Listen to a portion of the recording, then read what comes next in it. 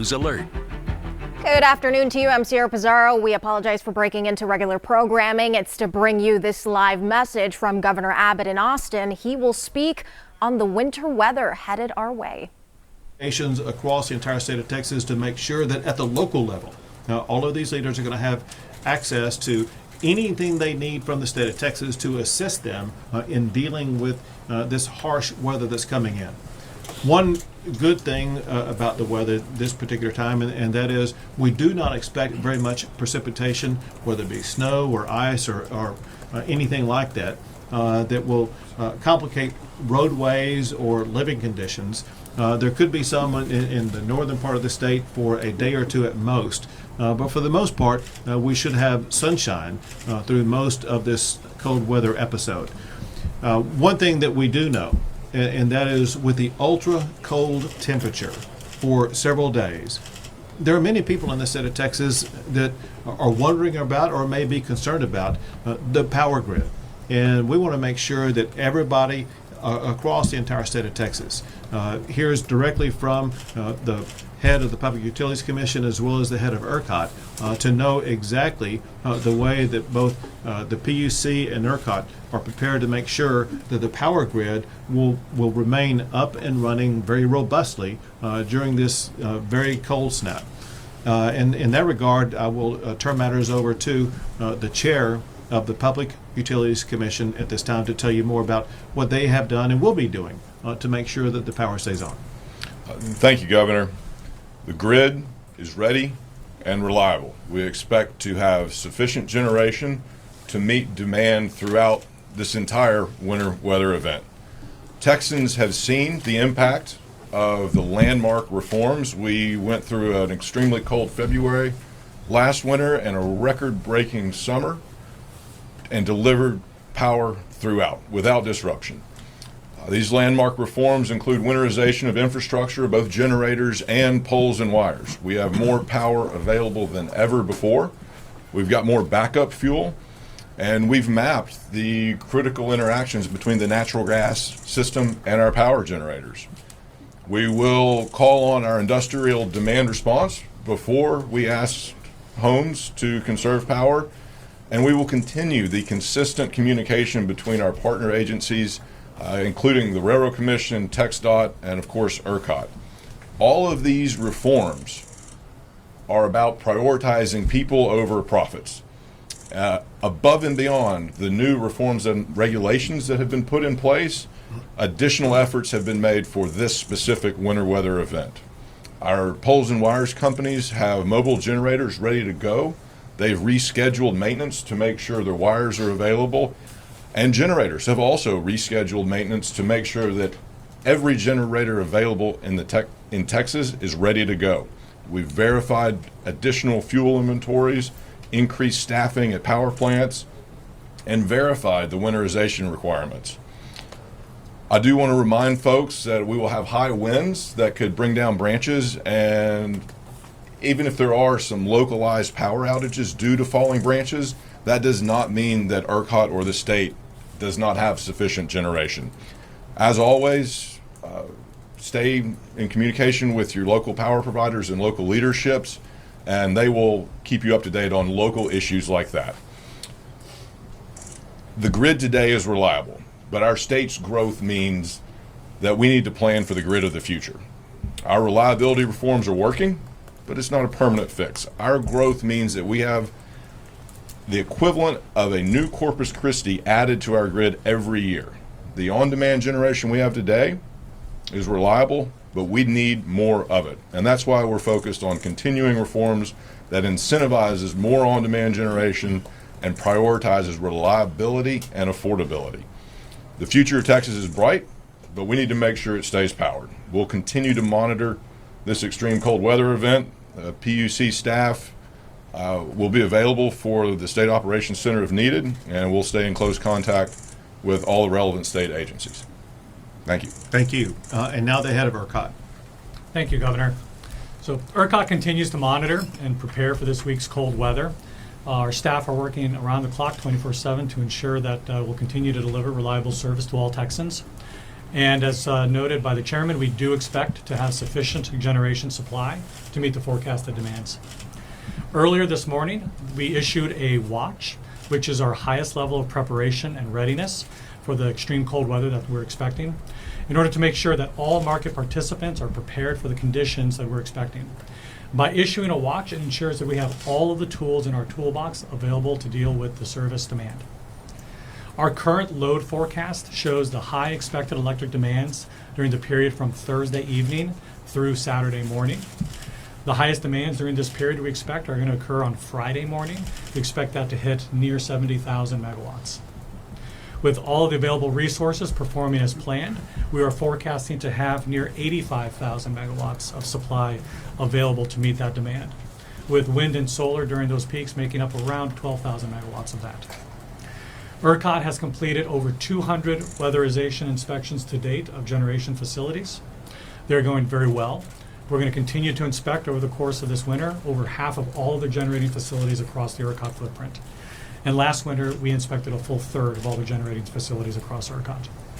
So we continue to expect adequate supply along with the reserves necessary for the cold weather that's already arrived in North Texas and is starting to continue to spread across the state.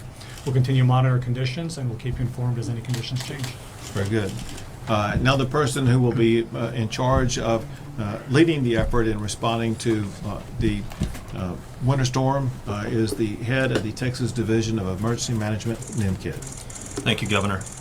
This is a dangerous storm coming our way. The temperatures will be extremely cold and the winds will be high, which will generate some very dangerous wind chills. Many of our local partners have already begun plans and opening of warming centers at the local level. The website here in front of you, tdem.texas.gov/warm, will have those warming centers posted for the public to see as soon as they become open by our local partners. As you've heard, the grid is good, but that should not stop you from making plans to protect your home from these dangerous weather conditions and have your vehicles ready as well for these dangerous conditions. We've heard that the precipitation is not in the forecast and it's very light in the panhandle, so the rest of the state should stay dry. But listen, any flat tire, any bad battery problems and stuck out in this dangerous cold can be life-threatening. So please make plans to prepare your vehicles and your homes. I want to send an extreme amount of gratitude out to our first responders, our 911 call takers, our utility workers, all of the men and women from TxDOT that are going to be out there on the roads and our local public works, not only working through this winter storm, but working through the holidays away from their families. We owe them an enormous debt of gratitude. You've heard the wind chills are going to be crazy. Minus 10 degrees is the wind chill in the Dallas-Fort Worth area is what it's expected, and maybe up to minus 30 in the Panhandle. Those are life-threatening conditions. And while we're talking about these life-threatening conditions, carbon monoxide is the #1 killer in times like this. Please help us get the message out. These are preventable deaths. Do not burn wood or gas-burning appliances inside your home without proper ventilation. There should be no carbon monoxide deaths. Help us get that message out. Thank you. One last thing, and that is that these harsh, cold temperatures can pose serious problems for the homes or apartments that people live in. I'd like you to explain more about what people can and should do to make sure that they are able to protect their property. Thank you, Governor. We always talk about the 4 Ps, the people, the pets, the pipes, and the plants.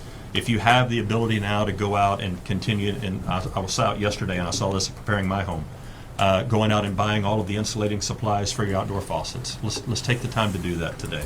Also, it's a good idea to know where your water valve shutoff is for your home or your apartment. If you can go pre-plan that today and know where it is, if the temperatures do get so cold that your uninsulated pipes on your home or apartment or house are broken, you're going to want to know where to go turn that off. So take time to plan that now. Obviously, bring your pets indoors if you can, protect all your plants, but the people and the pets are very important to us. And again, the local warming centers are doing a great job of helping make sure that people that are out on the streets have a warm, safe place to go. Very good. We'll take a few questions. Governor, I know that people, of course, are going to have dangerous wind chills and other things, but without the precipitation and some things, it's kind of seems like it's less maybe of a threat than it was. Yet people seem to be very paranoid about this and worried. Do you feel like there's the trust that's needed in the system, or do you feel like it's just not there? Well, I think trust has to be earned. And we earned that trust in part by going through this past summer with 11 new all-time records for power demand and being able to meet that power demand with ease. I think trust will be earned over the next few days as people see that we have ultra cold temperatures and the grid is going to be able to perform with ease. And so trust has to be earned back over a period of time. And I think that we will show that we can earn that trust. Are there going to be enough staff working during the holiday in case of major issues on the roads or with down power lines and whatnot? Texas is open 24/7, and staff has to be available and will be available 24/7. Whatever challenge may arise, we will have staff available to meet that challenge. Now, we have time for a quick question on what's going on in El Paso. I do happy to answer it, but if you don't mind, if there's anything else concerning the winter storm, let me take it. Go ahead. Had a question about the wind speed on Friday. Was that a wind generation question, or was that a wind chill question? It was a wind generation. We wanted to make sure that we were going to have adequate wind generation capacity that would be adding to the power grid. Do you think we will? I heard that it was going to be under 20. Is that going to be adequate? No, I guess yeah. I should be asking Chairman Lake. Probably ask the experts, both Chairman Lake as well as Pablo, the head of ERCOT. Are you confident? Well, no, hold a second. I'm going to let them answer the question. I'll come back to you. Yes, we expect to have adequate generation of all forms, including wind, throughout the high wind phase of Friday. And even as the wind tapers off after the front moves through, we expect to have adequate generation, even with the drop in wind on Saturday and Some Sunday. of the turbines froze up 2 years ago. Did they freeze up again? I do not anticipate that. The lack of precipitation means that we expect to have those turbines turning, but that is a vulnerability of wind generation. The only thing I'd add is that we're assuming a very conservative wind forecast as it is. So we're not, during the lowest peak periods of wind, which is going to be throughout the day on Friday and over the night Saturday, we're not expecting a lot of wind in our forecast already. And so our reserves in our forecast already anticipate that. As far as the shelters here in the Austin area, what type of shelters are they? How are they going to be run? When do they start opening? What are the details on that? And then just kind of a second part for the ERCOT after this, if you don't mind. You mentioned the capacity was 85,000 this time. What was it back in 2021 when we had the winter storm? Yep. So the first part about the shelters is cities and counties are responsible for opening their local shelters. We will support them if we get resource requests for cots or additional staffing. So far, we don't have any of those requests. And we'll continue to update the list on our website so that everybody can know where those shelters are, when they open, and what capacity they have.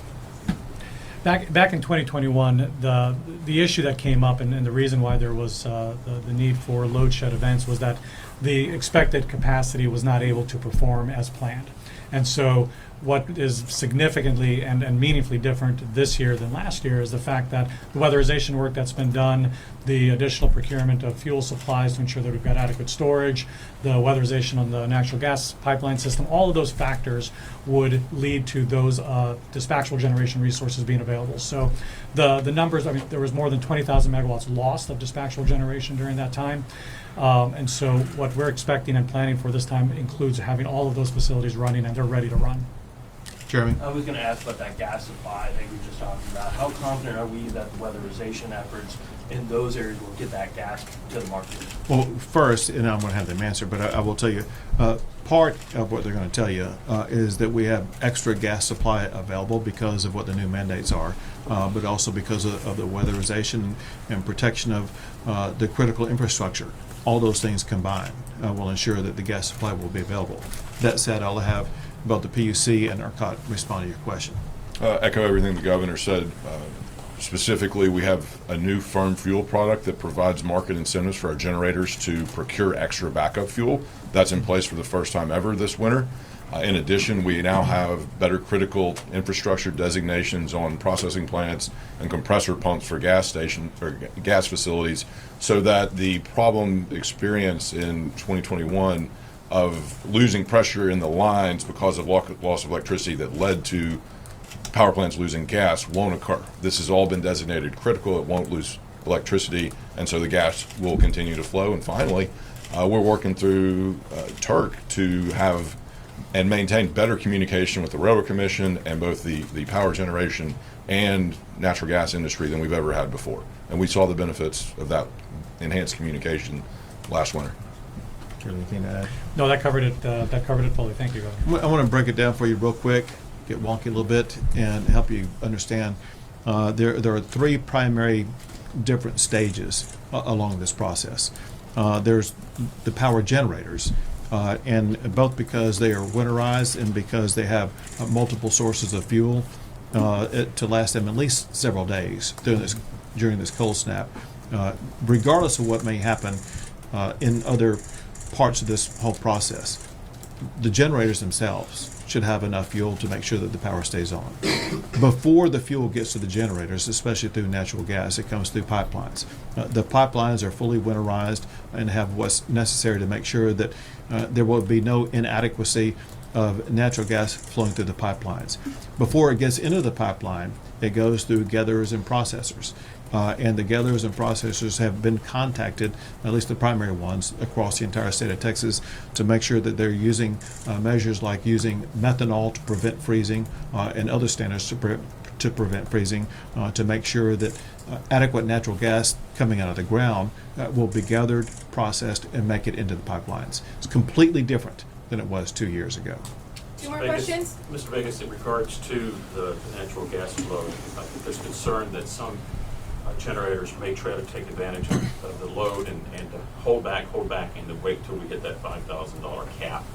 What are we going to do to manage and prevent any type of gouging by electric providers during this cold spell? Yeah, we're operating the system and expect through the practices that have been set up over the last winter to have good faith practices executed across the industry. We're not expecting any kind of gouging or anything along those lines. And in fact, we've already has been working with the generators who are working in turn with their suppliers to ensure that the commitments for generation are being made in advance. So we're already seeing those commitments being made in advance of any changes to any of the price forecast on the road. Can I get the question? Yeah, you're going to get your question. Okay. Additionally, the market monitor has the authority and the ability to investigate any suspected price gouging or market manipulation, and they will, to make sure that the market operates as it should and with integrity. Last question. Oh, thank you. As we see going on with the migrant crisis in El Paso, National Guard troops putting in concertina wire and other such things, has that been effective? Because we've seen some TV reports saying that they were just moving down the road a little bit. And then the second part of that question is the truck inspection order back in place down there? So with regard to the first part of the question, so yesterday was really day one of what's going to be a multi-day series of actions taken by the National Guard where they were putting up more elements of what will constitute a blockade to make sure that the people who were crossing into El Paso should be blockaded. It's going to take several days to fully implement those measures. And then, I'm sorry, your second question? There were some reports that trucks were being backed up along the border. Did you order inspections? So that's all run by the Texas Department of Public Safety, and they have a right and the ability to do these inspections. And they have found through these inspections that there were vehicles that were not safe for the roads. It could have posed dangers to Texans, and there were other flaws they found either with regard to drivers or vehicles. So that's SOP. That's not like a reissue. That's all subject to and led by the Texas Department of Public Safety. Thank you guys. Thank you so much. Sorry, thank you guys. What's happening with the roads? Okay, that was about 20 minutes of Governor Greg Abbott providing a news briefing live on the winter weather preps over the winter weather that's coming our way, even to the coastal bend. He was joined by multiple entities, leaders of multiple entities, the Public Utilities Commission, ERCOT, TxDOT, the Division of Emergency Management. They were at the State Operations Center. Here are the highlights from top to bottom.